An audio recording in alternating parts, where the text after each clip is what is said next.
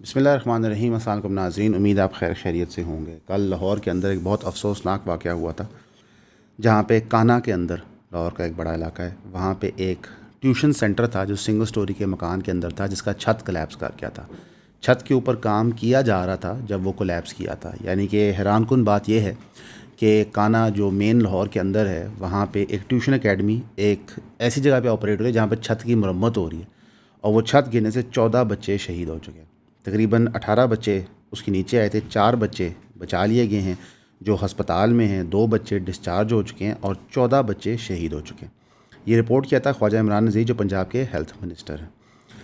اب کس کو بلیم کیا جائے؟ کہ یہ پہلا ہوتا ہے سوال، کس کو بلیم کیا جائے؟ ریالٹی یہ ہے کہ پورا نظام کو بلیم کرنا پڑے گا۔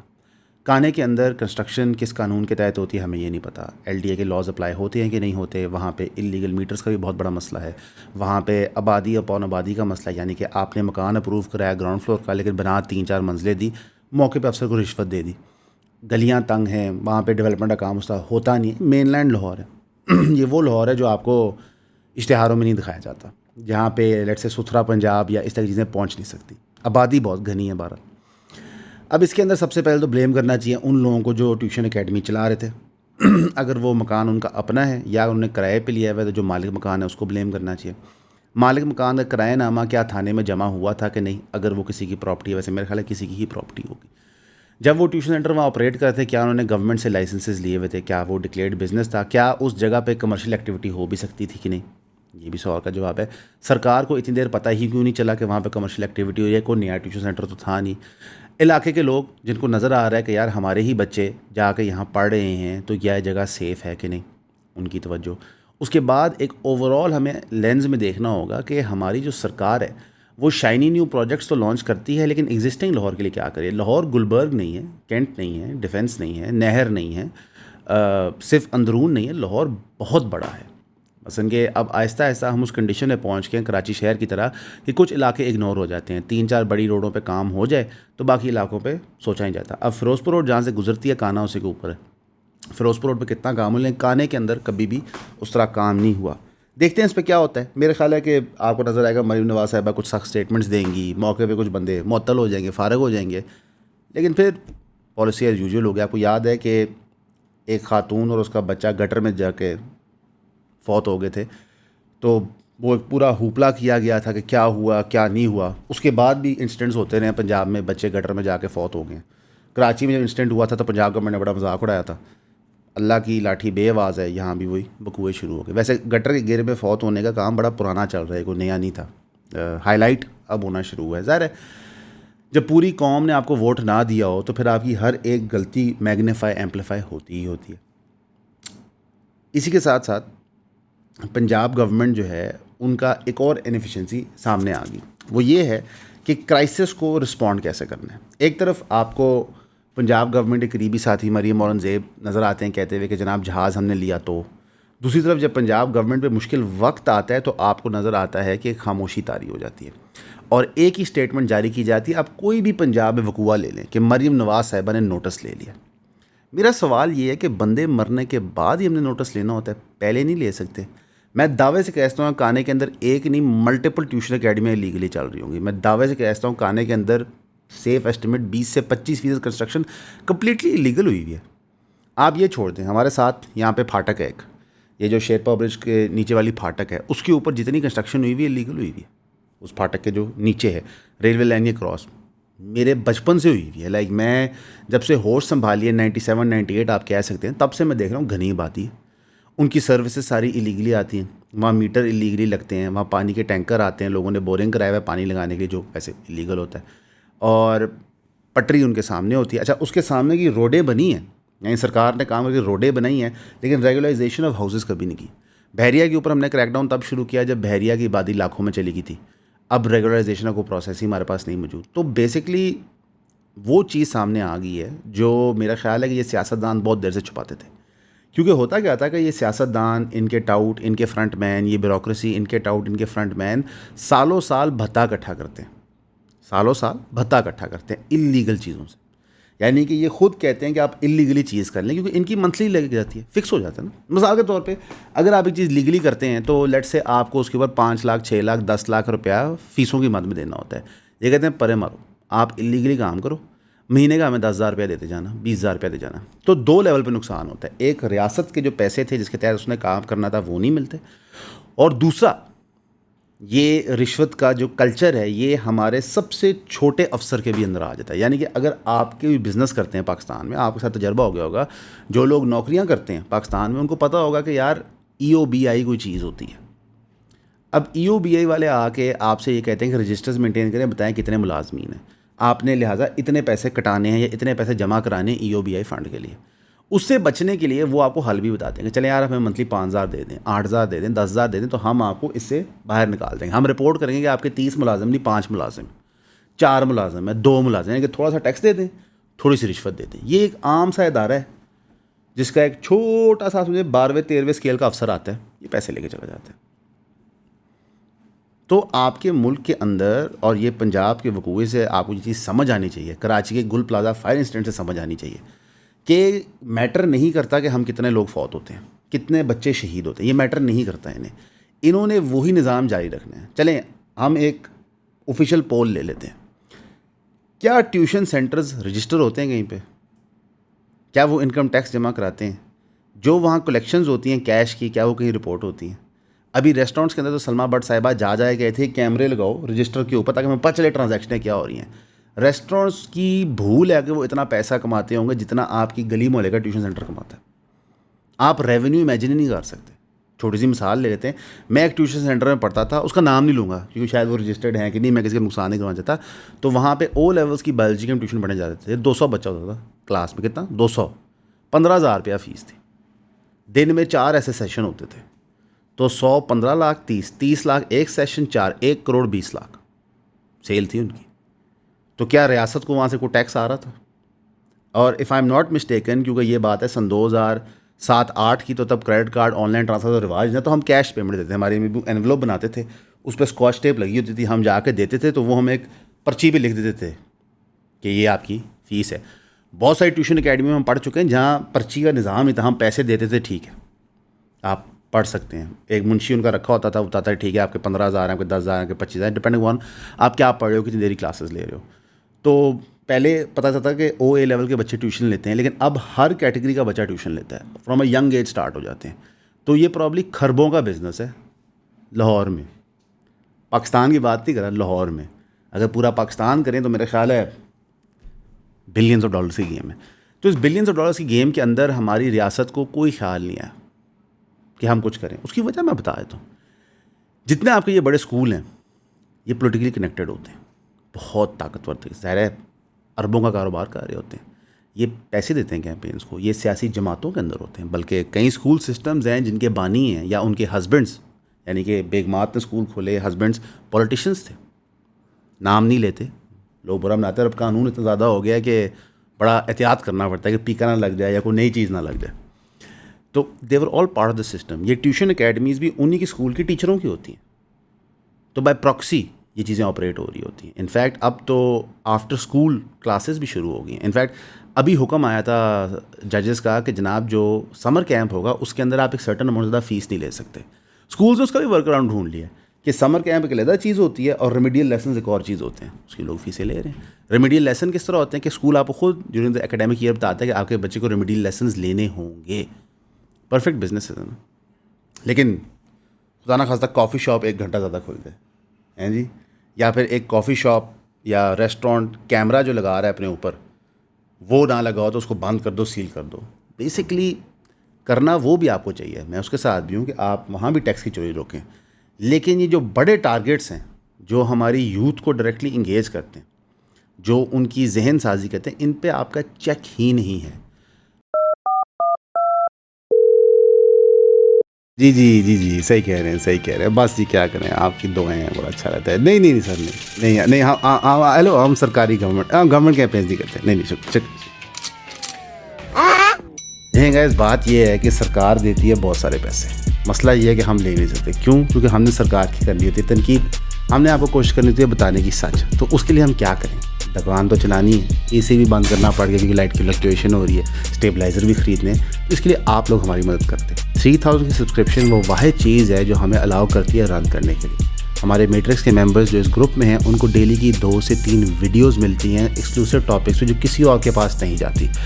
तो भाई अगर आप चाहते हैं हम सरकार को बिक जाएँ तो इशारा कर दें, नहीं तो 3000 की सब्सक्रिप्शन खरीद लें। शुक्रिया। कुछ सालों पहले एक पूरी मुहिम शुरू हुई थी कि स्कूल्स आर्बिट्रेरली फ़ीस नहीं बढ़ा सकते। इसके ऊपर लोगों ने मुकदमे किए, पेरेंट्स का यूनियन बना, वहाँ पे गए, बच्चों को थ्रेटन किया गया, ब्लैकमेल किया गया, ब्लैक लिस्ट किया गया, उनके यूनिवर्सिटी एडमिशन्स ख़राब किए गए, और आज कोर्ट्स के रूलिंग्स के बावजूद स्कूल की फ़ीसें आर्बिट्रेरली बढ़ जाती हैं। उसके बड़े आसान तरीके होते हैं। आप अपना स्कूल फ़ी वाउचर अगर कभी पढ़ें तो उसमें कई हेड्स होते हैं। इट्स सॉर्ट ऑफ लाइक सरकार का बिजली का बिल। बिजली उतनी ही होती है, बिजली का रेट उस तरह नहीं बढ़ता। टैक्स बढ़ जाता है, कोई आपको वॉर कॉस्ट डल जाती है, चीज़ें क्या चीज़ AC के चार्जेस पड़ जाते हैं। नहीं, ऐसे नहीं, अब तो खैर कमर्शियल बिल्डिंग्स में कमोड के चार्ज पड़ रहे हैं। अब देखते हैं ये महीना ख़त्म होगा तो क्या होता है। तार साहब हमें बताएंगे कि जनाब इस महीने हमने कितने पैसे कमोड के दिए इस कमर्शियल बिल्डिंग में। तो उसी तरह स्कूल के वाउचर्स भी एडिशनल कॉस्ट डाल के आपसे पैसे टका के लेते हैं। पढ़ाते हो आपके बच्चों को इतना आपको मुझे पता है, क्योंकि अगर वो उतना काम करे तो ट्यूशन सेंटर ना चल रहे होते। और काने के अंदर मैं कह सकता हूँ कि अगर जो बच्चे ट्यूशन पढ़ रहे होंगे वो या किसी सरकारी स्कूल में होंगे या फिर किसी ऐसे प्राइवेट स्कूल के अंदर जा रहे होंगे जो कमज़ोर होगा, जो एलीट स्कूल्स में शुमार नहीं करता, यानी लोअर मिडिल क्लास के स्कूल्स होंगे वहाँ पे मौजूद, जो प्राइवेट भी होंगे। तो आप फ़ीस किस चीज़ की दे रहे हैं अगर आपके बच्चे को ट्यूशन पढ़नी है? तो बुनियादी तौर पे आपके एजुकेशन निज़ाम में कोई कंट्रोल नहीं है, और आपके जो एजुकेशन मिनिस्टर हैं उनका लेवल ऑफ इंटरेस्ट कितना है वी डोंट नो। अव्वल तो ये डिटरमिन करना पड़ेगा कि ये एजुकेशन मिनिस्टर के परव्यू में चीज़ आती है या नहीं आती। वैसे जब भी कोई मुश्किल वक्त होता है तो नून लीग के MPA कहते हैं ये तो मरीन नवाज साहिबा ने बिल बनाया। ये जो पीछे बिल प्रेजेंट हुआ था रिपीट ऑफेंडर्स वाला, इस पर तो जिस बंदे ने प्रेजेंट किया उसने कह दिया मरीन नवाज साहिबा ने खुद कमेटी हेड की है। वैसे अब वो बिल वापस चला गया गवर्नमेंट को, पंजाब असम्बली को भी समझ आ गया कि जनाब जितनी हमारी थू हो रही है इस बिल के ऊपर, इसको वापस ही भेजो, इसमें आप थोड़े चेंजेस कर दें। Just like the tele communication bill जो वापस गया था और चेंज होकर जब वापस आया तो उसके अंदर है कुछ नहीं, मतलब चीज़ें उसी तरह ऑपरेट कर रही हैं। सो लेट्स सी जब इस बिल की अगली परमिटेशन आती है तो उसके अंदर क्या होता है। लेकिन this is the Pakistan we live in, और ये वही पाकिस्तान है बाय द वे जिसमें FBR ने 1000 अरब से अपना टारगेट मिस किया। 1000 अरब से थोड़े से पैसे कम है, लेकिन जब राउंड ऑफ करके मैं बता रहा हूँ, इतनी तो मैं रोज़ भाई लेवरेज ले ही सकते हैं। अगर इस बात पे मुकदमा हो गया तो चलो कुछ नहीं हो सकता। 1000 अरब से अपना टारगेट मीट नहीं कर पाई। हालांकि FBR के पास जो ताकतें पावर्स हैं, जिस तरह की टैक्सेशन पिछले साल हुई है, जिस तरह क्या कहते हैं गवर्नमेंट ने ग्रीन सिग्नल दिया हुआ था अफसरान को कि जिस तरह मर्जी पैसे पूरे करो, आप फिर भी नहीं कर सके। 1000 गाड़ियाँ खरीदी की थी FBR की तरफ से असिस्ट करने के लिए इसमें परचेज़ करने, लेकिन आप 1000 अरब के टारगेट को मीट नहीं कर, 1000 अरब का आपने शॉर्टफॉल क्रिएट कर दिया। तो कर लें सर ये मेरा ख्याल है टैक्स प्रॉपरली एजुकेशन के निज़ाम को और ये आपके ट्यूशन सेंटर्स के निज़ाम को, शायद 1000 अरब यहीं से पूरा हो जाए। ज़ाहिर है आपसे ये पैसे पूरे नहीं होते, आपने पैसे खर्च किए होते हैं, वो जो खर्च किए पैसे होते हैं फिर वो आपको लोन के एवज़ लेने पड़ते हैं। जियो न्यूज़ ने जनाब जो ब्लेसफेमस कंटेंट शाया किया था उसके ऊपर उन्होंने एक्शन ले लिया और 2 मुलाजमीन को उन्होंने फायर कर दिया नौकरी से। लेकिन साथ ही साथ एक बड़ी इंटरेस्टिंग चीज़ हुई है, जियो TV का एक और ड्रामा है जो अब लोगों की आप समझे नज़र में आ गया, जहाँ पे ड्रामे का नाम रोज़ भाई ने यहाँ लिखा है, यहाँ डाल देंगे। एक्ट्रेस हैं सारा एजाज़ खान साहिबा, उन्होंने एक इस्लामिक स्टडीज़ की बुक उठाई है और उसको नीचे फेंका है। वो गुस्से का फिट है, वो शायद क्लिप आप लोगों ने देखा हो कि वो गुस्से की जीप तो तकिए फेंक रही, कुछ फेंक रही हैं, तो उन्होंने एक किताब पकड़ के फेंक दी है। मेरा ख्याल है सारा एजाज़ साहिबा को पता ही नहीं होगा वो किताब किस चीज़ की है। ज़ाहिर एक सेट होता है, उसे प्रॉप पड़ा होता है। बहरहाल उस किताब के ऊपर मस्जिद नबी बनी हुई थी और वो इस्लामिक स्टडीज़ की किताब थी। ये एपिसोड नंबर 20 थी जो अब यूट्यूब से रिमूव कर दी गई, लेकिन ये चीज़ हो तो चुकी है। ज़ब्त ड्रामे का नाम है, अगर आप में से कोई ड्रामा देखता है तो मेरे इल्म में, लेकिन ये मैं रोज़ भाई ने मुझे सुबह ही दिखाया था। अब इसके अंदर मैं क्या कह सकता हूँ, ठीक है, मसलन कि जो सेट डिज़ाइनर है वो क्या सोच रहे थे, आप कुछ भी रख दें, किताब फेंकना क्यों ज़रूरी थी। वैसे अगर आप वो शॉट देखें ना सारा, तो उसमें और बड़ी चीज़ें तोड़ने को, मसलन आप पेंटिंग तोड़ सकते थे, तकियों को ही मारते रहते, और भी चीज़ें थी शेल्फ़ के ऊपर, लेकिन एक्चुअली वो नुकसान ज़्यादा हो जाता है ना सेट का। किताब तो उठा के फेंको तो फिर दोबारा उठा के आप रख सकते हो। माज़रत करें जी, افسوس کریں یہ کیا کر رہے ہیں آپ لوگ. آپ کو ایک بیسک ایٹیکیٹ سمجھ ہی نہیں ہے. میں یہی کہہ سکتا ہوں یہ جیو ٹی وی کا ہی ڈرامہ ہے. تو آئی گیس یہاں بھی 2-3 ملازم فارغ کیے جائیں گے اپیز کرنے کے لیے. جیو ٹی وی نے ویسے یہ بھی اناؤنس کیا کہ وہ اب ایک عالم کو رکھیں گے اپنے بورڈ پہ تاکہ اس کو سارا کانٹینٹ دکھا سکیں نشر کرنے سے پہلے کہ وہ according to the spirit of Islam ہے کہ نہیں. حالانکہ ویسے آپ کو اس کے لیے عالم کی ضرورت نہیں ہے, کامن سینس کی ضرورت ہے, جو خیر کافی ان کامن ہو چکی ہے پاکستان کے اندر. اچھا ماشاء اللہ دنیا ٹی وی میں بورڈ ہے جو بیٹھ کے یہ دیکھتا ہے. کیا وہ سرکاری اشتہاروں کی پیمنٹ بھی مانیٹر کرتا ہے؟ ٹھیک ہے, کیونکہ آپ دیکھیں آپ سارے کام سیدھے کریں نا, پھر آپ کیا ایکسپیکٹ کرتے ہیں اپنے ٹی وی چینل سے؟ یہی ان کا لیول ہے, یہی وہ کام کرتے ہیں. اللہ ان کو ہدایت دے, ہم تو دعا گوئی ہیں. بہرحال یہ آپ کا اوور آل ملک کا ایک علمی شعوری لیول ہے. جے اے اے سی کے جو لیڈر ہیں شوکت نواز میر صاحب, ان کو اریسٹ کر لیا گیا. کچھ فوٹیجز میں دیکھیں بڑے خوفناک ہیں. مبینہ طور پہ بتایا جا رہا ہے ان کے اریسٹ کے ہیں کہ وہ بیسیکلی جہاں پہ چھپے ہوئے تھے وہاں سے نکل کے راولا کوٹ جا رہے تھے, کیونکہ راولا کوٹ سے انہوں کو کال آئی تھی کہ آپ راولا کوٹ آئیں, سٹ ان کے لوگوں کے ساتھ شامل ہوئیں اور ان کو ایڈریس کریں.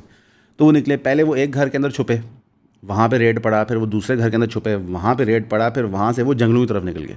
ظاہر ہے کشمیر ایک بہت خوبصورت علاقہ ہے جہاں مختلف جگہ پہ جنگلات ہیں, تو وہاں پہ چلے گئے. وہاں پہ جو منظر سامنے آئے ہیں تو بڑی ہیوی قسم کی فائرنگ ہو رہی ہے, اور لگ یہ رہا ہے کہ جو سیکورٹی اہلکار ان کو اریسٹ کرنے گئے تھے وہی فائرنگ کر رہے ہیں. مبینہ طور پہ بتایا جا رہا ہے کہ شاید ایک گولی شوکت نواز میر صاحب کو بھی لگی ہے.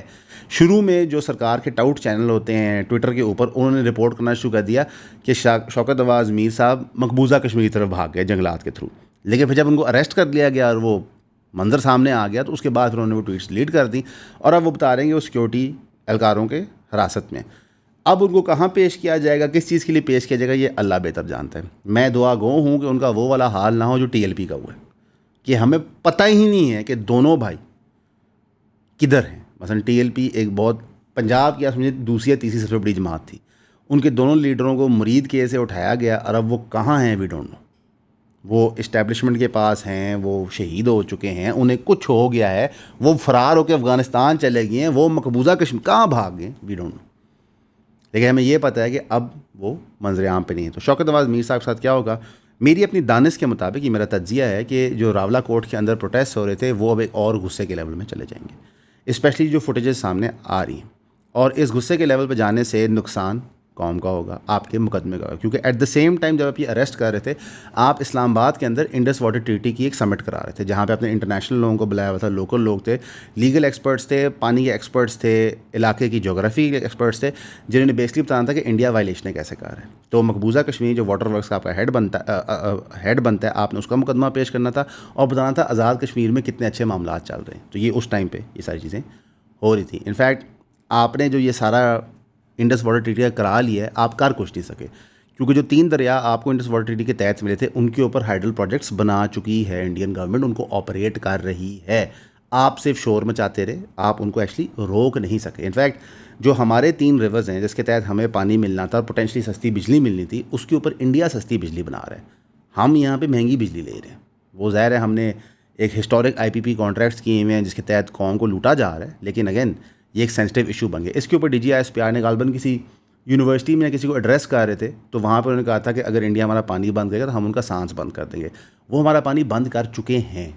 یہ عمل آپ کے سمجھیں ارلی 2000s میں ہو گیا تھا, غالباً لیٹ 90s میں پروجیکٹس کنسیو ہوئے تھے ان کے ہائیڈل کے, 2000 میں بننا شروع ہو گئے تھے. ہم تب بھی کچھ نہیں کر سکے, اب بھی کچھ نہیں کر پا رہے. اور جس طرح دنیا میں کلائمیٹ چینج ہو رہا ہے اس وقت, ہسٹورک ہیٹ ویو ہے دنیا میں, اکیلے پاکستان دنیا کے اندر, تو پانی کی قدر بہت زیادہ ہے. انفیکٹ ہمارے ہاں ایگری پچھلے 15 سال سے میجر طریقے سے ڈیمیج اس لیے ہو رہا ہے کہ انڈیا اپنی مرضی سے پانی چھوڑتا ہے, مرضی سے بند کر دیتا ہے.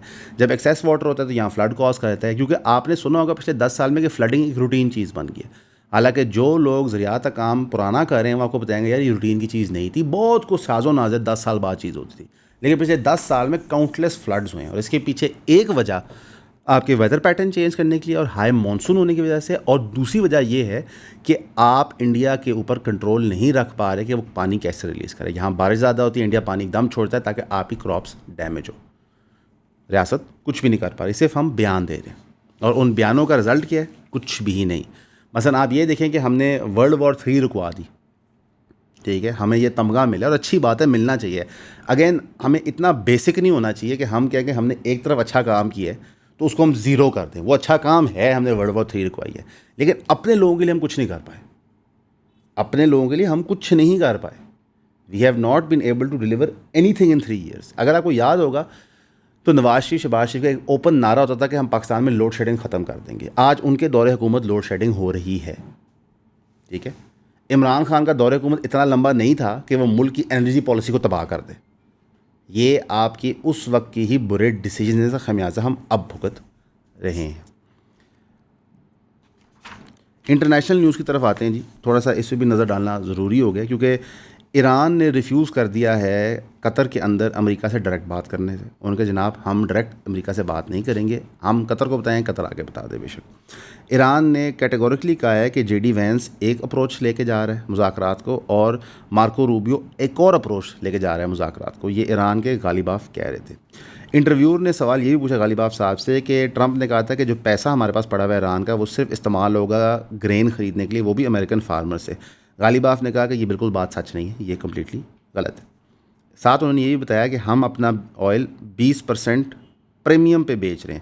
اگر امریکہ لڑنا چاہتا ہے, we also know well how to fight. If they intend to deprive us of selling our oil, no one will benefit from oil at all. اگر آپ کو یاد ہوگا جب صدام کی حکومت پہ امریکہ نے اٹیک کیا تھا تو صدام حسین نے آئل فیلڈ جلا دی تھی. اور سنبھالو. اور ایران نے بھی پوسچرنگ ایسی کی ہوئی ہے کہ اگر آپ ہمارے پہ جنگ مسلط کریں گے تو ہم ہر وہ ہتھ کنڈا اپنائیں گے. اسٹیٹ آف ہرموز بند کریں گے, علاقے میں بم ماریں گے, اور اگر ضرورت پڑی اپنے ریسورسز بھی جلا دیں گے. آپ کے حوالے ہم نہیں کریں گے.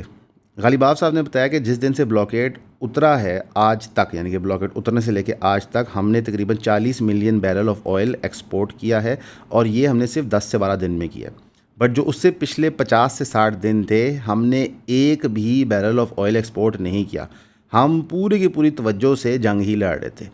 اس کا مطلب یہ ہے کہ جو اسٹیٹ آف ہرموز ہے اس کو ہم 60 دن کے لیے بند کر سکتے ہیں, جنگ بھی لڑ سکتے ہیں, اور جو ہم پیسے مانگ رہے ہیں ٹول کے وہ اس میں شامل ہونے چاہیے. ایران کسی بھی سرکمسٹانس میں بیک ڈاؤن نہیں کرے گا from its right in the strait of ہرموز.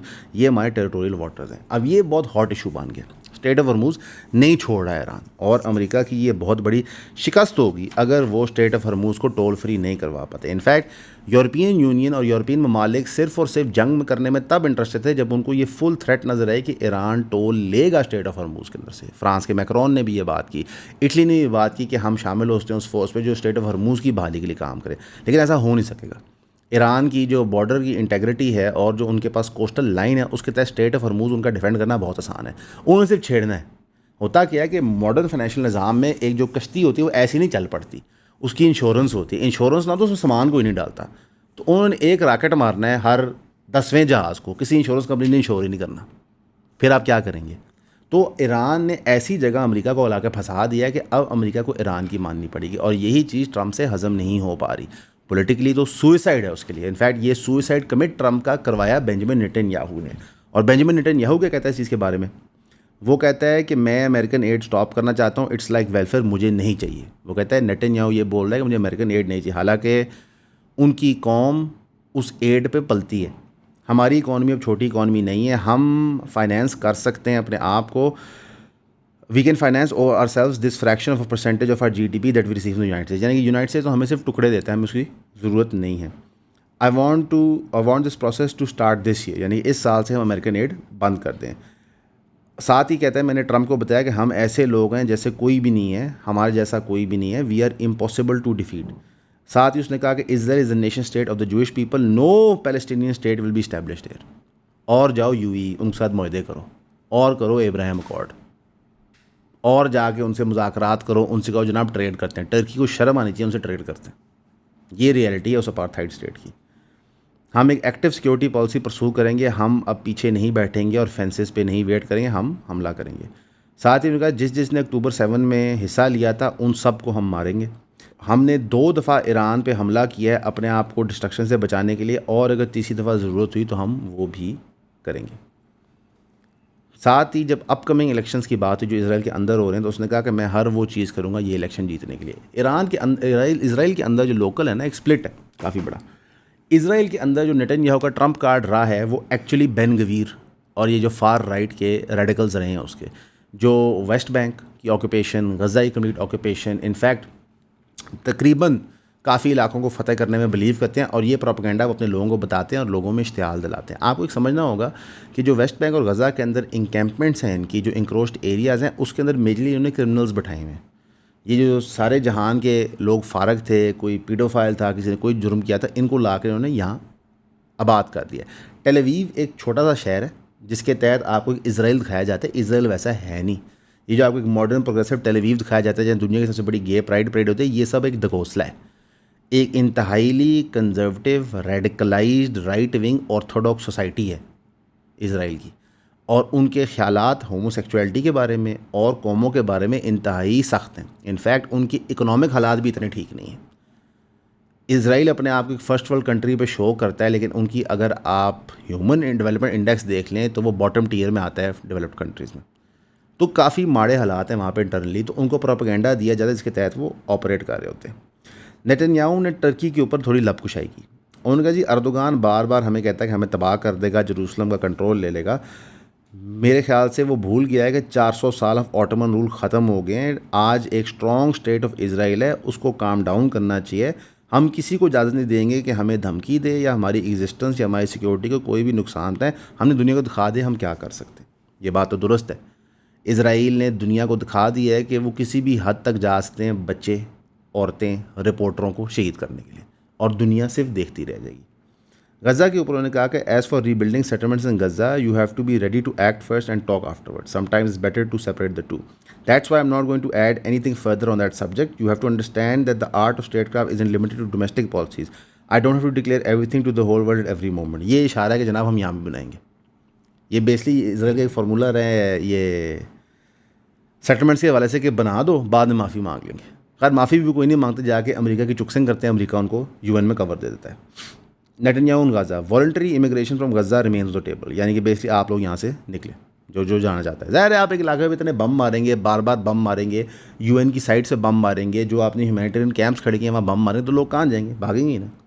Lebanon کے اوپر نیتن یاہو نے پھر دوبارہ کہا کہ ہم یہاں سے نہیں نکلیں گے، ہم نے افیکٹولی اسٹیبلش کر لیا security belt about 10 kilometre side Lebanon with the agreement of the Lebanese government and of course Hezbollah is outreach, the same is true for Iran. حالانکہ لیبنیز گورنمنٹ بھی خوش نہیں ہے، ان کے اسپیکر اسمبلی نے کہہ دیا کہ یہ ہم کھچ مار چکے۔ ایجپٹ کے اوپر بھی نیتن یاہو نے تھوڑی سی لب کشائی کی، انہوں نے کہا کہ I have held talks with the Egyptians and told them what I expect them to do, part of it is already being carried out and they are simply required under the agreement, things that are simply required under the agreement between us. I think we need to protect our borders, but when one source of power declines and rises, that's always how it is, and you know which power must continue rising faster than the others, the state of Israel. سب سے پہلے جو اس نے پہلا جملہ بولا ہے نا، I have held talks with the Egyptians and told them what I expect them to do.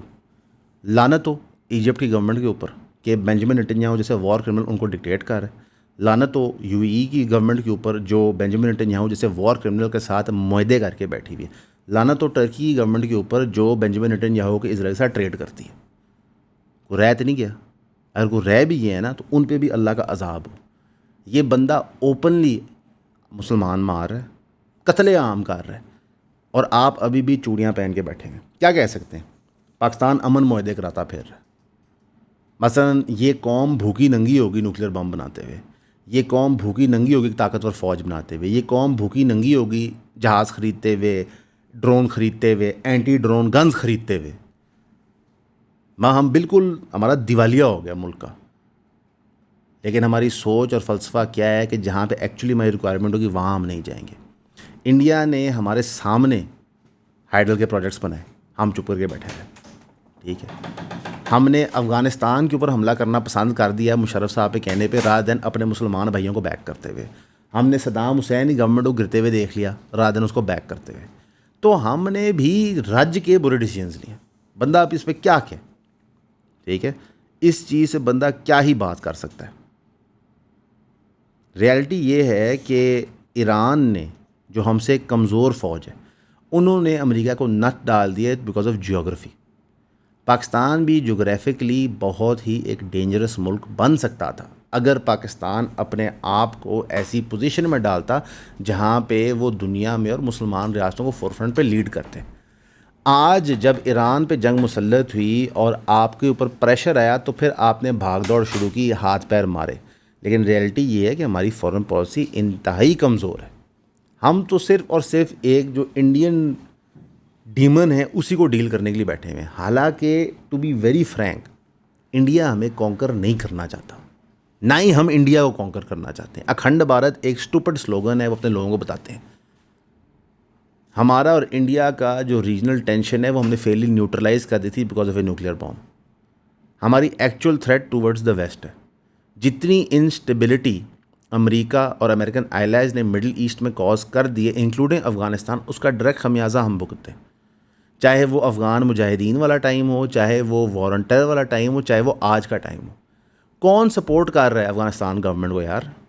کون کر رہا ہے؟ آپ فتنۃ الہندوستان تو کہتے ہیں نا, آپ فتنۃ امریکہ کیوں نہیں کہتے؟ امریکہ نے بنایا ان کو, امریکہ ان سے معاہدے کر کے وہاں سے ہٹا ہے, امریکہ ان کو پیسے ریلیز کر رہا ہے. آپ فتنۃ الچائنا کیوں نہیں کہتے؟ چائنا افغانستان میں انویسٹمنٹ کر رہا ہے. تو ہمیں اسپیڈ کو اسپیڈ کہنا چاہیے. ابھی افغانستان نے 4 ڈرون حملے کیے ہیں پاکستان میں, تو شکر الحمدللہ ہماری افواج نے ڈرونز کو شوٹ ڈاؤن کر دیا. لیکن آپ کو کیا لگتا ہے کہ کب تک آپ لڑیں گے؟ مثلا اب انڈیا کے اندر سے بھی لوگ بات کر رہے ہیں کہ یار جناب پاکستان سے لڑ کے آپ نے کیا کرنا ہے, چپ کر کے ہم سایہ کی طرح رہیں. تو بھائی آپ 3 میجر جنگیں 2-3 اسکرمشز انڈیا کے ساتھ کر چکے ہیں, کوئی اس میں سے رزلٹ نہیں نکلا کسی کے لیے, سوائے تعریف کے, سوائے عزت کے, سوائے میڈلز کے. کوئی فائنینشیل گین تو نہیں نکلا نا کسی کے لیے, نہ انڈیا کے لیے نہ پاکستان کے لیے. تو افغانستان میں آپ کیا کر رہے ہیں؟ افغانستان یہاں کیا کر رہا ہے؟ تو ہم اس اسٹوپڈیٹی سے کب باہر رہیں گے؟ ہمارا جو ایکچوئل دشمن ہے, جو ڈکلیئر دشمن ہے, جو کھلے عام باتیں کر رہا ہے, جس نے پوائنٹ بلینک ہے ایران کے بعد ٹرکی اور پاکستان نیکسٹ ہے, وہ اسرائیل ہے اور امریکہ سے بیکڈ ہے. تو آپ جس امریکہ کی خوشنودی کے لیے آپریٹ کر رہے ہیں, آج کی دنیا میں 2026 میں ایک گنجائش بن گئی ہے کہ اب آپ امریکہ سے دور ہٹ سکتے ہیں. لیکن ہمارا ہر ٹی وی چینل, ہمارا ہر سیاستدان, ہمارا ہر فوجی لیڈر اسی چیز کا ویٹ کرتا ہے کہ امریکہ تعریف کب کرے گا. وی نیڈ ٹو گرو اپ. گرو اپ نہیں کریں گے تو آپ کے سامنے ہی ہے. 3 سے 4 پرمیوٹیشن آف امریکن محبت تو پاکستان نے فیس کر لی ہیں, اب یہ 5واں یا 6واں ہے, اس کا بھی کوئی رزلٹ نہیں آئے گا. مگر 3 سال ہم امریکہ کو اتنا خوش کرتے رہے. پہلے پی ٹی آئی کیمپین کرتی رہی ٹرمپ کو لانے کے لیے, انہیں پی ٹی آئی کو کچھ نہیں دیا. آج شباشی صاحب اور فیلڈ مارشل سے منیر صاحب کیمپین کر رہے ہیں ٹرمپ ایڈمنسٹریشن کو, انہوں نے ان کو بھی کچھ نہیں دینا. ظاہر ہے وہ ایک ملک ہے, اس کے اپنے انٹرسٹ ہیں یار. ہمارے ملک کے کیا انٹرسٹ ہیں؟ اصل میں ہمارے ملک کے انٹرسٹ ہم آج تک ڈٹرمن اس لیے نہیں کر پائے کیونکہ ہم نے ہمارے ملک کے لوگوں کو آواز ہی نہیں دی. آپ ہمارے سیاستدانوں سے پوچھیں کہ پاکستان کے لوگوں کے کیا انٹرسٹ ہیں, ان کو نہیں پتہ ہوگا. ہر سیاستدان اپنا فلسفہ پیش کرے گا. تو ریپرزنٹیشن کے بغیر معاملات کا حل نہیں ہوگا. پاکستان کا مستقبل اچھا ہو سکتا ہے اگر یہاں پہ ایکچوئل ریپرزنٹیشن ہو, لوکل گورنمنٹس ہوں, لوکل ٹیکسیشن ہو, لوگ اپنے آپ کو گورن کریں, لوگ کیپیبل ہیں, لوگ قابل ہیں. ہر ادارے کا ہیڈ آپ کو ایک ریٹائرڈ جنرل نہیں لگانا پڑتا. بہت قابل لوگ ہیں پاکستان میں الحمدللہ. انفیکٹ آپ کے انٹرنیشنلی جتنے قابل پاکستانی ہیں وہ سویلین ہیں. مجھے آپ ایک فوجی دکھا دیں لیفٹیننٹ جنرل جس کو کسی باہری کمپنی نے اٹھایا ہو نوکری کے لیے.